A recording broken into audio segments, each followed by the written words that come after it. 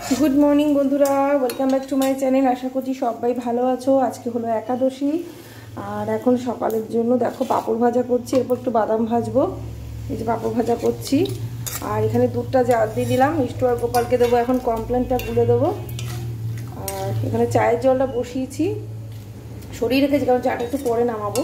জলটা সরিয়ে রেখে দুধটা জাল দিয়ে নিলাম। এক প্যাকেট সেই আমুল তাজা মিল্ক ছিল, সেটা জাল দিয়ে নিয়েছি।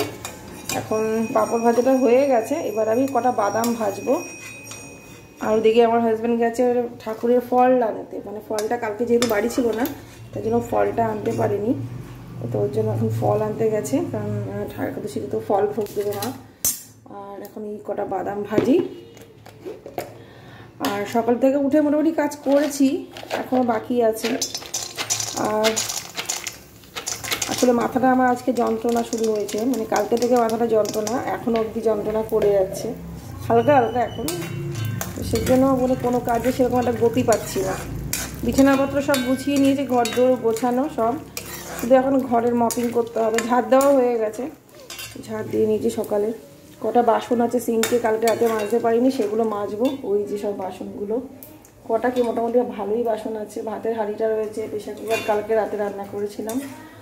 আর কিছু আছে বাসন রয়েছে, ঠাকুরের বাসনটাও কালকে নামিয়ে নিয়ে এসেছিলাম এর জন্য। তো এখানে বাদামটাও ভাজা হয়ে যাচ্ছে, এবার একটুখানি সৈন্দব লবণ দিয়ে দেবো, বা একটু বিট নুন দিলেও হয়। নামিয়ে ছেড়ে দেবো, ব্যাস বাদাম ভাজাটা হয়ে না পুড়ে যাবে। বন্ধ করে দিলাম, বাদ বাকিটা গরম তেলের মধ্যে যা হয় হয়ে যাবে। তো এখন এই একাদশীর খাবার হিসেবে সকালবেলার আমার আর মার খাবার হলো বাদাম ভাজা, সাবুর পাপড় ভাজা আর লিকার চা। একেবারে না খেয়ে তো থাকতে পারবো না, সকালবেলায় তো ফল টল খায় না। তো চলো এখন এটা নামাই, দিয়ে চাটা করি। তো বন্ধুরা, ইদানিং তোমাদেরকে ভিডিওগুলো আমি একদম টাইমলি দিতে পারছি না। আগের দিন যেমন অনেকটা রাত হয়ে গেছে ভিডিও দিতে, তার কারণ পরিস্থিতি এমনই চলছে, তোমাদেরকে কি আর বলবো। আর যে কোনো নেগেটিভ জিনিস যত বেশি করে বলবো ততই সেটা বেড়ে যায়, যত পজিটিভ থাকতে পারবো পজিটিভ বলবো ততই সেটাই হবে। তো কিন্তু কিছু করার থাকে না, কিছু কিছু সিচুয়েশান থাকে যেগুলো আমাদের হাতের বাইরে। যেটা হবার সেটা হবেই, যেটা ভোগ করার সেটা করতেই হবে। তবে হাল ছেড়ে দিলে চলবে না, লড়াইটা করতে হবে। নিজের কথা চিন্তা না করলেও নিজের বাচ্চাদের কথা, নিজের সন্তানদের কথা বা পরিবারের কথা চিন্তা করে কিন্তু আমাদেরকে চেষ্টা করতে হবে যে কি করে সমাধান করা যায়। তো সেটাই চেষ্টা করছি বলতে পারো। যদি ভগবানের ইচ্ছা থাকে তাহলে সামনে অনেক পরিবর্তন তোমরা দেখতেই পাবে, কারণ এখনই কিছু বলছি না। আগে ভগবানের ইচ্ছায় যেটা আর কি মনস্থির করেছি এই সমস্যা থেকে বেরিয়ে আসার জন্য, সেগুলো আগে চেষ্টা করি ফুলফিল করার। কতটা কি করতে পারি সবই ঈশ্বরের হাতে। তো সবই তোমরা যদি আমার সাথে জুড়ে থাকো বা আমার ব্লগগুলো দেখো, সেগুলো তো আস্তে আস্তে সবই সামনে দেখতেই পাবে, জানতেই পারবে। আশা রাখবো যে যেটা যেন মানে ঠিক করেছি, যেই সিদ্ধান্তটা নিয়েছি জীবনের এত বড় একটা সিদ্ধান্ত, সেইটা যেন একদম মানে সেটাতে যেন সাকসেসফুল হতে পারি, মানে এটাই শুধু এখন ঈশ্বরের কাছে প্রার্থনা। তো এখানে এই যে ওদের কমপ্লেনটা এখন দিয়ে দিচ্ছি। সকালবেলায় ওদেরকে দিয়ে দিলাম দুটো ব্রিটানিয়া বিস্কিট কমপ্লেন, আর সাথে দিয়ে দিলাম এখানে দুটো চকলেট বিস্কিট। তো এটাই এখন ওরা খাবে। তো এই যে বাদাম ভাজা, এর মধ্যে একটু বিট নুন ছিটিয়ে নিয়েছি, আর এই যে সাবুর পাপড় ভাজা, তো এই দিয়ে এখন আমরা চা খেয়েছিলাম আমি আর মা।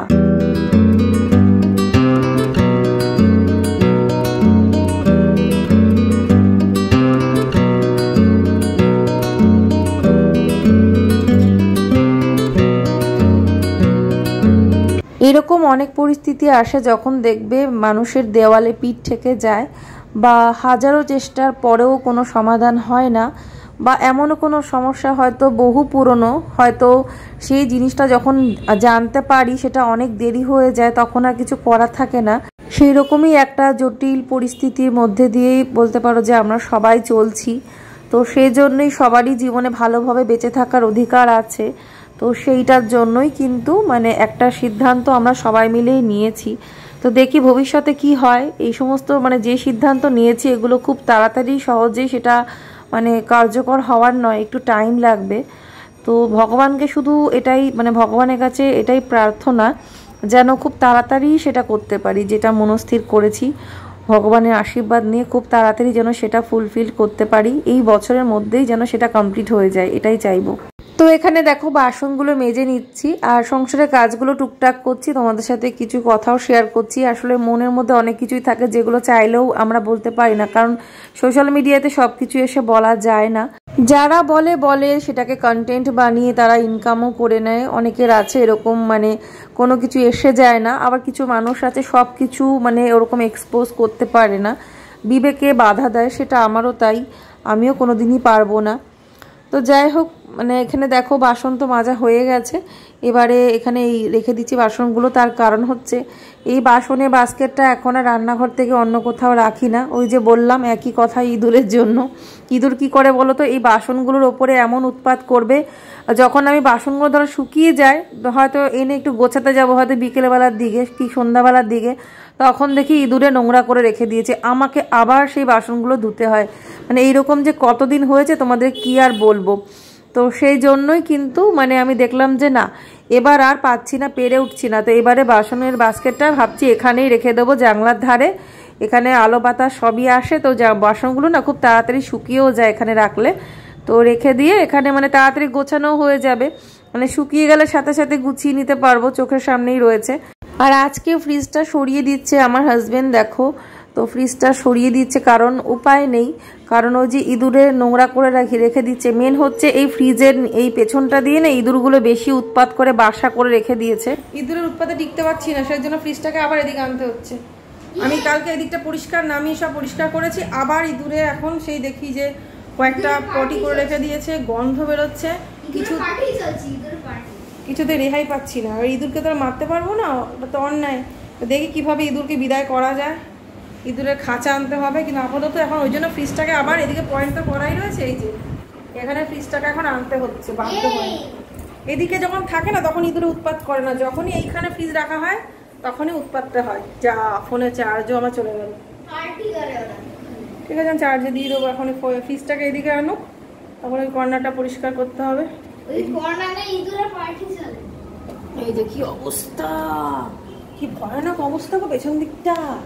তো এখানে ভাতের জলটা বসিয়ে দিয়েছি, এই যে জলটা এখন ফুটলে কমিয়ে রেখে দিয়েছে, ফ্যানটা চালিয়েছে যেহেতু। আর এই যে চালটা ভেজানো আছে, আলু ভাজা ডাল করতে বলেছে আমার হাজব্যান্ড, বলেছে আর কিছু করতে হবে না একাদশীর দিন, বলছে আমার জন্য শুধু আলু ভাজা ডাল করে দাও আর ওদের জন্য একটু পনির, ব্যাস এই রান্না হবে। আর আলুটা ধুচ্ছিলাম, জলটা আরেকবার ধোবো। আমরা না একটা ডবল ডোরের ফ্রিজ দেবো। হ্যাঁ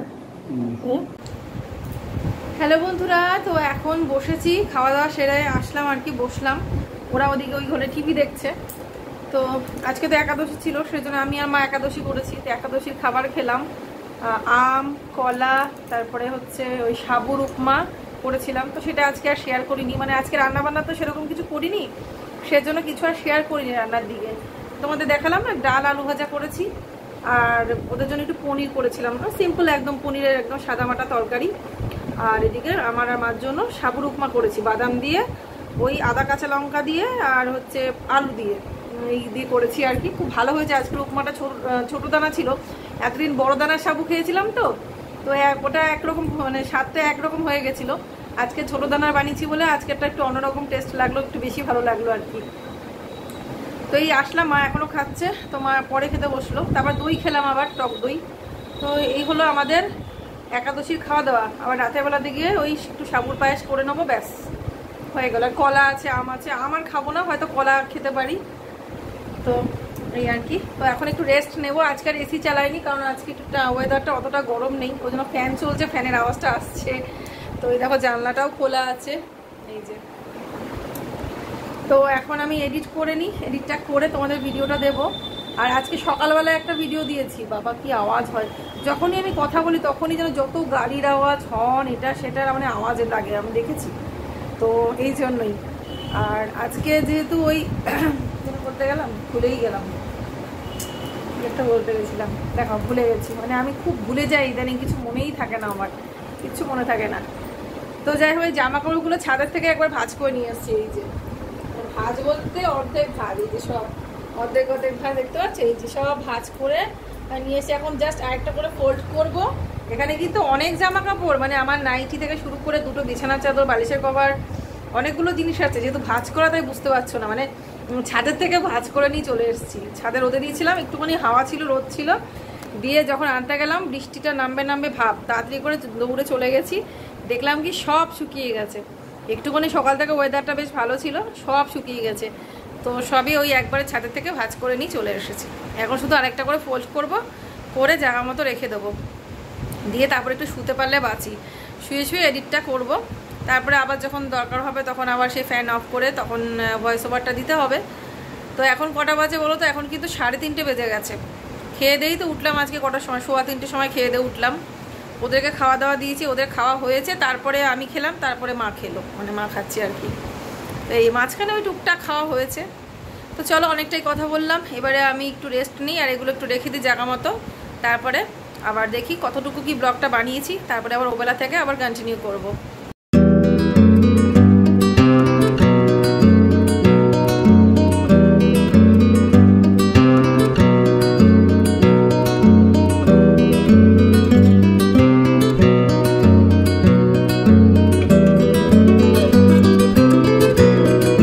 তো কোনো কিছুই অগোছালো ফেলে রেখে দেবো, পরে করবো, এরকমটা ঠিক ভালোও লাগে না। এক এক সময় করি, মানে ইচ্ছে করে না তো করছেই না, তখন হয়তো পড়ে রইলো।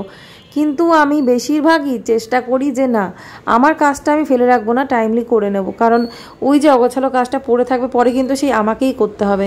আর যখনকার কাজটা তখন করে নেওয়াটাই ভালো। তো সেই জন্য দেখলাম এগুলো আগে ঝটপট করে আলমারিতে তুলে দিই, আর যেগুলো অর্ডিনারি সেগুলো ড্রয়ারে রেখে দেবো। তো এগুলো করে নিলাম। গুড ইভিনিং বন্ধুরা, এখন সন্ধে হয়ে গেছে। সন্ধে এখন কটা বাজে? 7টা বেজে গেছে, 7টার ওপরেই হবে। এই মাত্র আসলাম, এসে দুধটা গরম করছি। দুধটা ওদিকে আছে, এখানে যেটুকুনি আছে সেটা গরম করছি, আরেকটা বাটিতে আবার দুধ আছে। তো যাই হোক, এটা গরম করেছি, এটা মেশাবো আর কি, ওদেরকে কমপ্লেনটা গুলে দেবো। আর এই যে তোমরা দেখে নাও, এই যে এখানে রেখে দিয়েছি এবার ফ্রিজটাকে। তার কারণ ওই যে উৎপাতের জন্য, ইঁদুরের উৎপাতে আর টিকতে পারছিলাম না। এখানটা একদম পুরো ফাঁকা, ট্রাইপডটা শুধু আছে। তো দেখতে পাচ্ছি কীরকম দাগ দাগ হয়ে গেছে, মানে ইঁদুরের এখানে বাসা হয়েছিল। এটাতে যে মানে আমার হাজব্যান্ড কতবার পরিষ্কার করেছে, লাইজল দিয়ে এটা সেটা দিয়ে পুরো ঘষে ঘষে পরিষ্কার করেছে, কিন্তু এই দাগগুলো ওঠেনি। তো দেখো কি বিচ্ছিরি জায়গাটা হয়ে গেছে। তো এখানে একটা কিছু তো রাখতে হবে, না ফাঁকা লাগছে। তো যে জিনিসটা এইখানকার জন্য কিনবো ভেবেছিলাম, এই জায়গাটার জন্য একটা জিনিস কেনার ইচ্ছে ছিল, তো সেটা ভাবছি এইখানেই রাখবো। ফ্রিজটা এখানেই থাক, কারণ ফ্রিজটা ওখানে রাখলে যখন সমস্যা হচ্ছে, ফ্রিজের নিচের দিকে যে ড্রয়ারটা থাকে না, তো ওই ড্রয়ারের মধ্যে আমি কিছু রাখতে পারি না। যেমন এই যে এটার মধ্যে কিছু রাখতে পারি না, তার কারণ ওই যে ইঁদুরের উৎপাতের জন্য। এই যে ওই যে ডিম রাখার, ওটা তো আমার কোনো কাজে লাগে না। তো কিন্তু এটার মধ্যে আমি আলু রাখতে পারতাম এই ড্রয়ারটার মধ্যে, তো কিন্তু রাখতে পারি না, ওই যে ইঁদুরের উৎপাতের জন্য। এটা শুধু বেকার বলতে গেলে। তো যাই হোক, সেজন্য ওইটার জন্য না আরও ইঁদুরের বাসাটা না বেশি হয়। তো এখন এই যে এরকম লাগছে, দেখো রান্নাঘরটা কেমন লাগছে।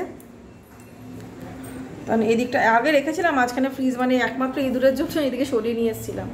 এখানে পয়েন্ট করাই ছিল এই যে। আর সন্ধে আজকে আমার হাজব্যান্ড দিয়ে দিয়েছে, সন্ধে দেওয়া হয়ে গেছে। এখন ওদের খাবারটা দেবো, ওরা পড়ছে, অলরেডি পড়াচ্ছিলাম, পড়াতে উঠে আসলাম, এখন ওদের খাবারটা দেবো। আর এই যে এইরকম লাগছে এখন রান্নাঘরটা। এখানে ফ্রিজ, এখানে এই যে রান্নার জায়গা, মানে একদম কাছাকাছি আর কি। আর এই যে এখানে এখন ওই সকালবেলার কড়াইটা রেখে, দুপুরে কড়াইটা রেখে দিয়েছি, রাতে কিছু করব তার জন্য। এখানে রয়েছে দুধটা, বলো না আরেকটা বাটিতে দুধ আছে, এটাতেও দুধ আছে।